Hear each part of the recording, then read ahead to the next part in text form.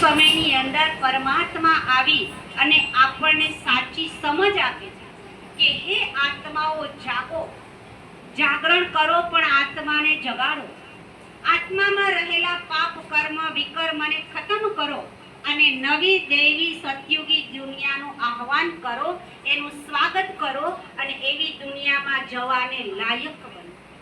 તો એ પરમાત્મા આવી આપણને કહે છે કે આ સૃષ્ટિનું ચક્ર 5000 વર્ષનું બનેલું છે અને દર 5000 વર્ષે આનું પુનરાવર્તન થયા કરે છે. આ સૃષ્ટિ આદિ અનાદિ અને અવિનાશી છે. આ સૃષ્ટિનો ક્યારે વિનાશ કે પ્રલય થતો નથી, પરિવર્તન થાય છે. સતયુગમાંથી કળિયુગ આવી ગયો, કળિયુગમાંથી ફરી શું આવશે? સતયુગ આવશે. એટલે આ 5000 વર્ષનું ચક્ર અવિનાશી ચક્ર છે. આ ફર્યા કરે છે. આ ચક્રની અંદર પાઠ અદા કરનારા 3 વ્યક્તિઓ છે: પ્રકૃતિ, પુરુષ અને પરમાત્મા. તો આ ત્રણેય અવિનાશી છે. પ્રકૃતિ પણ અવિનાશી છે, પરમાત્મા પણ અવિનાશી છે અને આત્મા પણ અવિનાશી છે. તો આ સૃષ્ટિ ચક્રનો ક્યારે નાશ કે પ્રલય થતો નથી. ત્યાર પછીનું લાસ્ટ ચિત્ર છે. આજ સુધી આપણે સાંભળ્યું છે અને બીજાને સંભળાયું છે કે મનુષ્ય આ દેહ છોડ્યા બાદ 84 લાખ યોનિઓના ફેરા ફરે પછી મનુષ્ય જન્મ એક જ વાર મળે. આવું આપણે બધાએ માન્યતા રાખીને ચાલીએ છીએ. જો મનુષ્ય જન્મ એક જ વાર આપણને મળતો હોય, મનુષ્ય જન્મ દુર્લભ હોય, તો આ સૃષ્ટિમાં મનુષ્ય જન્મની વેલ્યુ હોવી જોઈએ ને, મનુષ્ય જન્મની કિંમત હોવી જોઈએ ને દરેકની પાસે. જેમ આપણને સરકાર કોઈ જાહેરાત કરે કે આ વસ્તુ પછી તમને ક્યારેય મળવાની નથી, તો આપણે બધા શું કરીશું?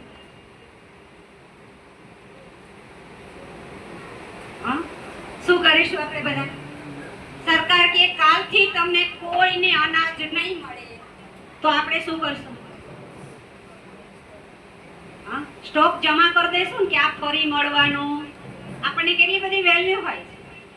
તો મનુષ્ય જન્મ જો એક જ વાર મળતો હોય તો વર્તમાન સમયે એવું લાગે છે કે મનુષ્ય જન્મ એક જ વાર મળે છે. આજે હોસ્પિટલોમાં જાઓ કે મનુષ્યની દુર્દશા કેવી છે કે પેશન્ટ મૃત્યુ પામી જાય તો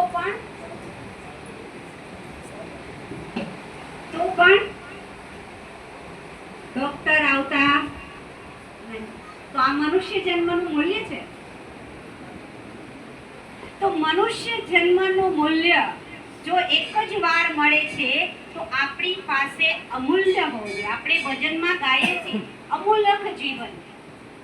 5000 વર્ષનું આ ચક્ર છે અને આ 5000 વર્ષની અંદર 4 ભાગમાં વહેંચાયેલું છે. આપણે સાથીઓ કરીએ છીએ શુભ કાર્યમાં. સાથીઓ શું કામ કરીએ છીએ? 4 ભાગ સરખા શું કામ કરીએ છીએ? બહેનોને ખાસ ખબર હશે. સાથીઓ શું કામ કરો છો બહેનો? સાથીઓ શું કામ કરવામાં આવે છે ભાઈઓ? સાથીઓ આપણે એટલે કરીએ છીએ કે એ શુભ કાર્ય માટે, કલ્યાણ થાય. પણ આજે તો સાથીઓ કરવા છતાંય આપણે દીકરા દીકરીને સગાઈ કરીએ છીએ, નક્કી કરીએ છીએ, સાથીઓ કરી પાટલા પર બેસાડીએ છીએ, છતાં પણ આજે દુઃખ તો આવે જ છે. તો શુભ તો થતું નથી સાથીઓ કરવા છતાંય, કલ્યાણ તો થતું નથી, અકલ્યાણ થઈ જશે. તો સાથીયાનું રહસ્ય પરમાત્મા શિવ પિતા સમજાવે છે કે 4 ભાગ એટલે 4 યુગ છે: સતયુગ, ત્રેતાયુગ, દ્વાપરયુગ અને કળિયુગ. 4 યુગની આયુષ્ય સરખી છે. સતયુગ પણ 1250 વર્ષ ચાલે, ત્રેતા પણ 1250 વર્ષ ચાલે, દ્વાપર પણ 1250 વર્ષ ચાલે અને કળિયુગ પણ 1250 વર્ષ. તો હવે તમે જો દરેકના કલર યુગના અલગ અલગ છે. સતયુગનો સોનેરી કલર છે, ત્રેતાનો સિલ્વર કલર છે, દ્વાપરનો તાંબા જેવો કલર છે અને કળિયુગનો કાળો. કાળો. કાળો શાની નિશાની છે? આજે તો કાળો ફેશન થઈ ગયું છે. હા, બાકી કાળો શાની નિશાની છે? હા, અકલ્યાણની નિશાની, અશુભની નિશાની છે. પહેલાના સમયની અંદર કોઈ દેહ છોડતું કોઈનું મૃત્યુ થતું તો એ ઘરમાં બધા કેવા કપડાં પહેરતા? કાળા, કે અશુભ છે. એટલા માટે આ કાળું, ઘણી વખત ઘણા કોઈ એવું ઉલટું કામ કરે તો આપણે પણ કહીએ છીએ ને, આને કેવું કામ કર્યું? કાળી ટીલી બેસાડી કહીએ છીએ. હા, કોઈનું મોં ઉતરેલું હોય, ચિંતામાં હોય તો પણ આપણે કહીએ છીએ હું કાળું મોઢું કરીને બેઠા છું, કહીએ છીએ. તો કાળું એ દુઃખની નિશાની. તો આજે કળિયુગની અંદર કાળો કલર એટલા માટે બતાવવામાં આવ્યો છે કે આજે કળિયુગની અંદર મનુષ્ય પણ કેવા બની ગયા છે? દુઃખી, અશાંત, રોગી અને પીડિત. તો હવે કળિયુગની સમય મર્યાદા પૂરી થવાના આરે પહોંચી છે ત્યારે પરમાત્મા વચ્ચે જે નાનકડો ઘડિયાળનો કાંટો, આ સૃષ્ટિ એક ઘડિયાળ છે, બે હદનું ઘડિયાળ છે. સતયુગથી શરૂ થઈને કાંટો હવે કળિયુગના અંતમાં આવીને પહોંચ્યો છે.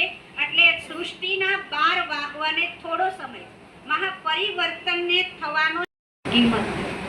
જેમ ખેડૂતના ઘરની અંદર તમે જાઓ, એના ખેતરમાં જે કંઈ અનાજ પાક્યું હોય, ઘઉં હોય, બાજરો હોય, જુવાર હોય, શાકભાજી હોય, તો એના ઘરમાં તમે જુઓ ને તો ઘઉં ચારે તરફ, ઘરમાં ઘઉં આવે એટલે ઘઉં ચારે તરફ વેરાયેલા હોય. અચાનક કોઈ નોકરિયાત વર્ગ એના ઘરમાં જાય અને ચારે તરફ વેરાયેલા ઘઉંને જોવે તો નોકરિયાતના મુખમાંથી કયા શબ્દ નીકળે? અરે, આમ ઘઉં તમારા ચારે તરફ વેરાયેલા છે? પૂછો તો ઘરમાંથી પૂછો બાર કે ઘઉંની કેટલી કિંમત છે. નોકરિયાત દાણે દાણો શું કરશે? બેસ્ટ નહીં કરે.